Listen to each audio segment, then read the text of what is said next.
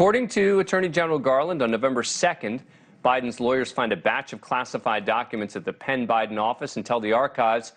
2 days later, on the 4th, the White House alerts the Department of Justice. This was 4 days before Election Day, which was November 8th. Then on the following day, the 9th of November, the FBI starts its assessment. On the 14th of November, Garland taps U.S. Attorney John Lausch from Chicago, a Trump holdover, to further investigate, and somehow it stays out of the public realm until it breaks on Monday, January the 9th. Then yesterday, news of more documents in Biden's Delaware home breaks, and today a special counsel was named. So this is a big story. It's very different legally from the subpoena, et cetera, that's at issue with the classified documents found at Trump's residence in Mar-a-Lago.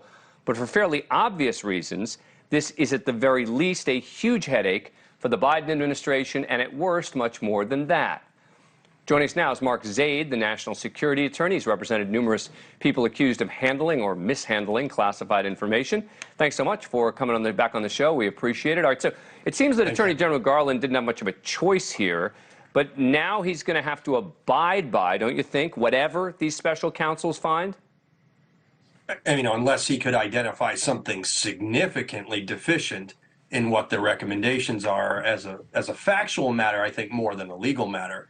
But I think that's part of what he's likely trying to do, and why, in good sense, he appointed another former Trump appointee who had served as U.S. attorney and a former law clerk to a Supreme Court justice. Very powerful conservative credentials. Well, why did the National Archives recognize these documents were missing? I got a lot of calls on my radio show today asking me about how they go about tracking these documents. They knew the Trump documents weren't there.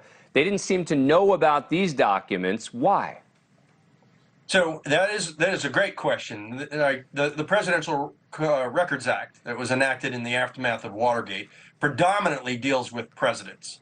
My understanding is vice presidential records, they're kind of left a little bit more loosey-goosey for folks to collect them. Everybody who's in the White House has to hold a clearance. Even the janitors do. And there's some level of training. I hold a clearance. I took some refresher training that I was required to do yesterday, in fact.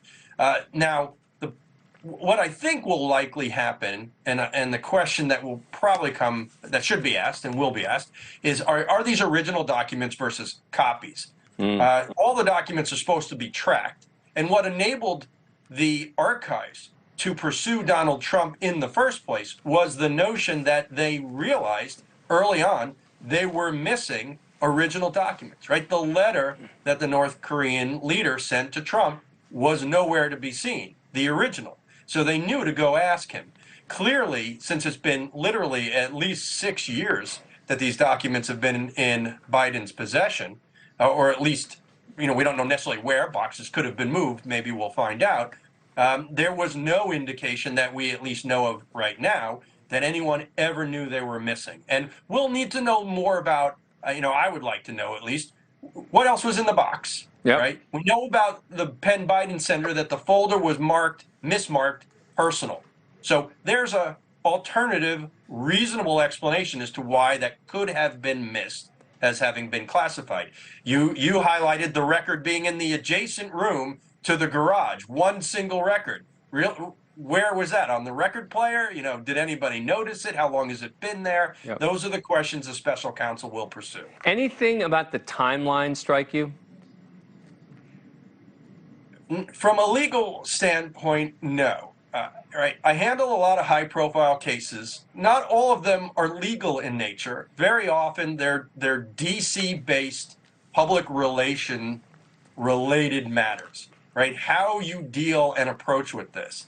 The timeline is not a positive one for the Biden administration. I'm at a loss as to how poorly they have politically handled it. If nothing factually changes, I don't think it will make a legal difference. But wow, right? That special investigative committee on the Hill the Republicans are creating, the next 2 years, this is what we're going to hear. Yeah. Mark Zaid, thank you so much for coming on the program. Appreciate it. Anytime. Thank you for watching. Go to newsnationnow.com to find NewsNation on your cable provider.